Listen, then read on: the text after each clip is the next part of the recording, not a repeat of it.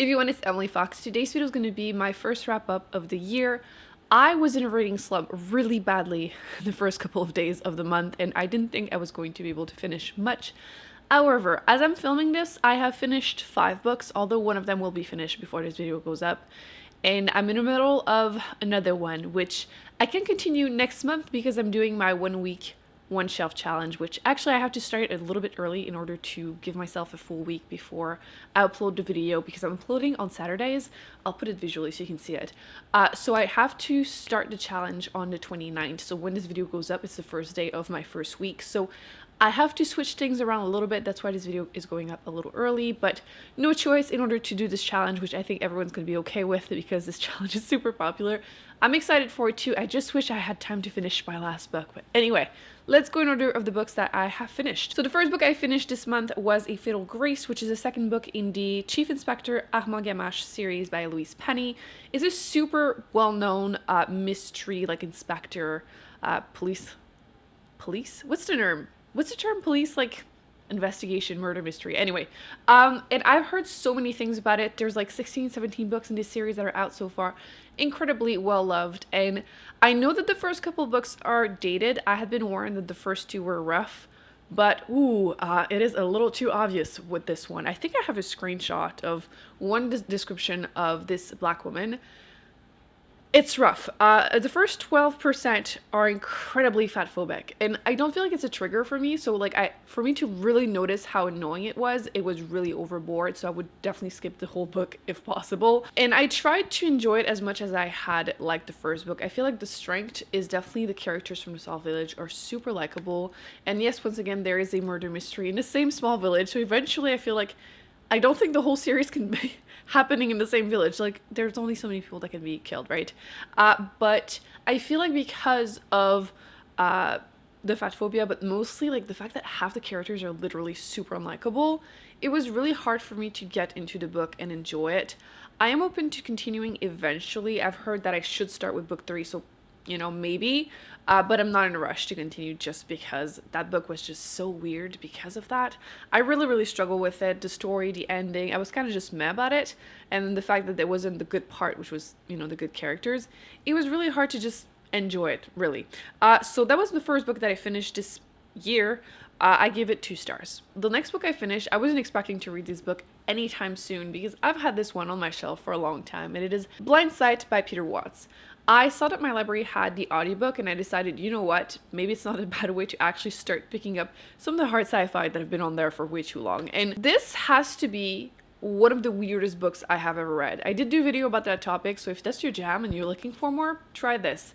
It's kind of a, like, first contact with aliens. There's no kinda, it is a first contact with alien. But in humanity, on the planet, there are vampires. They're a thing. So humanity with like a vampire, like a team, goes to make contact with aliens, but there's a vampire. I just could not stop being weirded out. Obviously, like, it's a future version of our world, plus the vampire thing. But like, it was just so strange. I could not get over it. I'm not sure how I feel about it even now. I give it 3 stars because it's so weird. But somehow for most of the book, I really enjoyed myself. I have no idea how to even talk about this book. It's weird. It's just straight up weird. So if that's your jam, I'm not selling this. But like, I don't think I would have even finished this book if I was reading it physically. But the audiobook was a good way to just go through it. But yes, I don't know. I have no idea how to talk about this. Just weird. Straight up weird. But it somehow kind of worked. The next book I finished was the first book that we were reading on the Patreon book club, and it is The Last Thing He Told Me by Laura Dave. This was the winner for the Goodreads Choice Award of 2021 in the Mystery Thriller category, and I don't know how. Okay, that's not true. Actually, I do know how. It's because it was part of the Reese Witherspoon book club. I have no doubt that that's the reason it was voted for like 200,000 times or something like ridiculous like that. People really loved it, and I just don't understand why it. 99% of people in the book club agree that we're just very confused. I ended up giving it 2.5 stars. Following this woman who recently-ish got married to this man, and one day he just leaves, disappears because the place that he works at, there's like fraud, blah, blah, blah, happening, and he just leaves her a note saying protect her meaning his daughter, so her stepdaughter, and they don't get along. Well, the stepdaughter hates her, basically. So the beginning is fine, But then things just get really weird, and I feel like I struggle to really enjoy mystery thrillers whenever it relies heavily on the main character being dumb.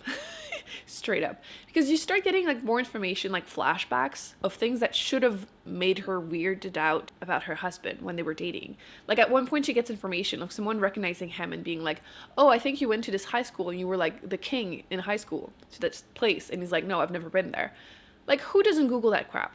Like, I feel like we would. Like, in an instant. I would, and she didn't. Like, it's so unbelievable. And the way that it's structured, I'm gonna keep this spoiler free, but like, I feel like the way it advances the story makes no sense. Some of the things, it looks like it's gonna be like something important, but it's not. And then like the way that she decides what's the next step is like such a stretch. And I just didn't care for the twist. It's not really a twist, but you know, it's a mystery. The reveal is just boring. So yeah, I really struggle to follow the story through the eyes of the main character because she wasn't super likable, and then all of those issues were just hard to to just believe. It was just not for me. I love the cover. I feel like this is probably going to be one of the prettiest cover for me for the year that I've read, you know, but no, I would love to hear what you thought of this book if you have read it. I feel like a lot of people have, so I would love to hear your thoughts. But I'm just really confused why so many people enjoy it. It was different from other mystery thrillers I have read, but that's kind of the only good thing I can think of. So as you can tell, the first half of my month didn't go super well, but it did end up picking up eventually because I really enjoyed The Woman They Could Not Silence, One Woman, Her Incredible Fight for Freedom, and The Men Who Tried to Make Her Disappear. A little bit of a mouthful there. It's a nonfiction, obviously, and it's written by Kate Moore, and I really enjoyed The Radium Girls by her. Loved it.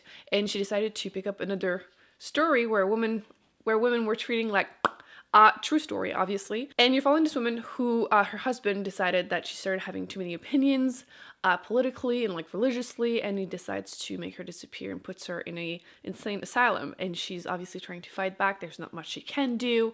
Obviously the man that the psychiatrist responsible over there is not really a good person either. And you just follow her fight to get her freedom and try to also change the law for every other woman that she met over there, because most of them were definitely not crazy, and also getting back access to her children and everything. So really amazing story. I think it was really well done, and I was really mad the whole time, which means that it was great.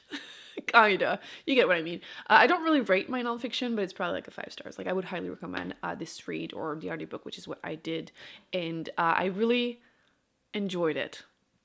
That's not the right word. It was enlightening, but really frustrating. The second book that was part of a challenge for me this year was to read more classics, again with the book club on Patreon. We have 2 months to read it, but because I knew I was going to do my February, 1 week, 1 shelf, I had to read it in January. So I read Persuasion by Jane Austen.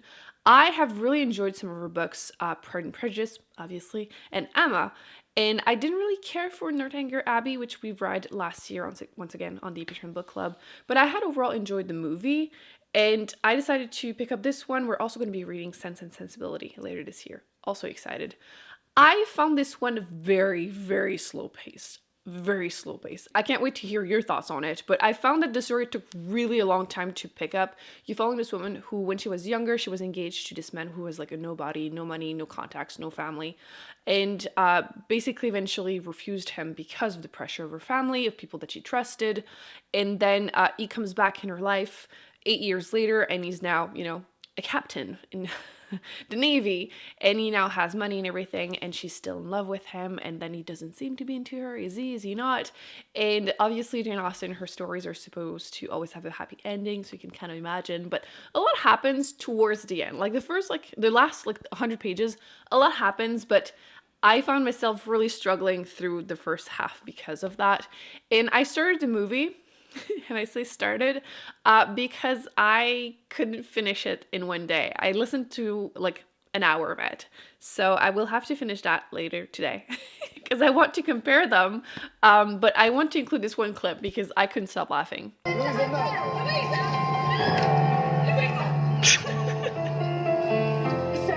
Tell me that this movie doesn't look older than 2007, I think.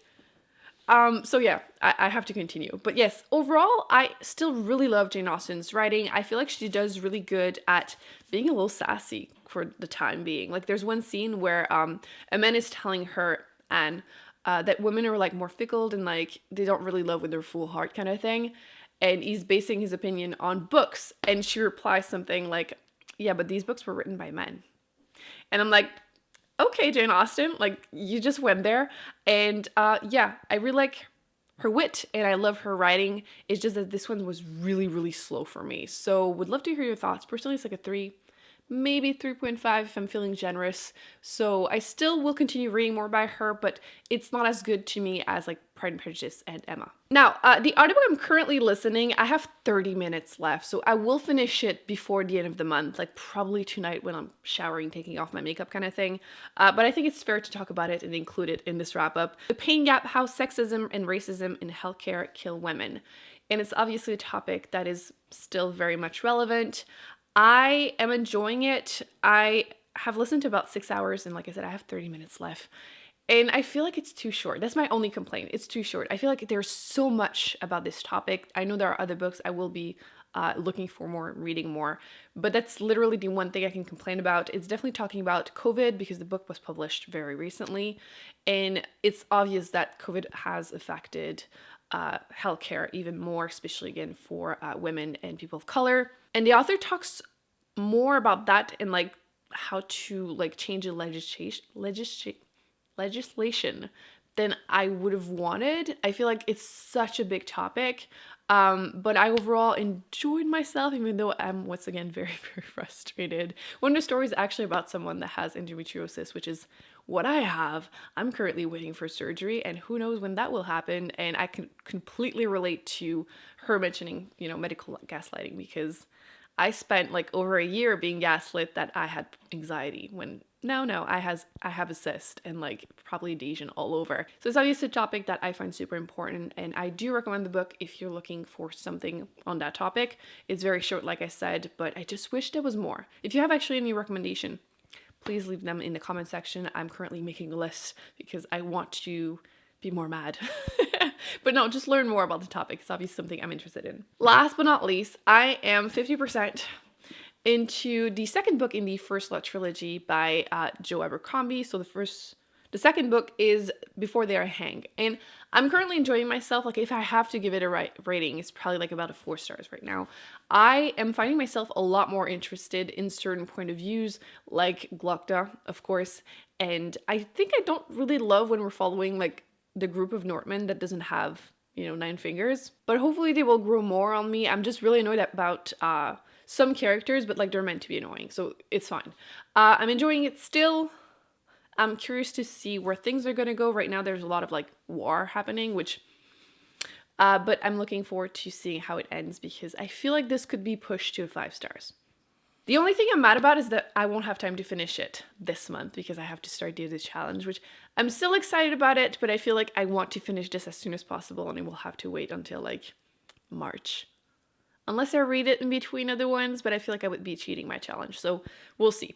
So as you can tell, things started pretty rough and definitely improved. I'm looking forward to reading more. Actually, I also watched The Wheel of Time, the first episode, if you're curious. I'll link down below. I did a vlog and I like live reacted to some of the scenes, so you can see me be hopeful and then disappointed.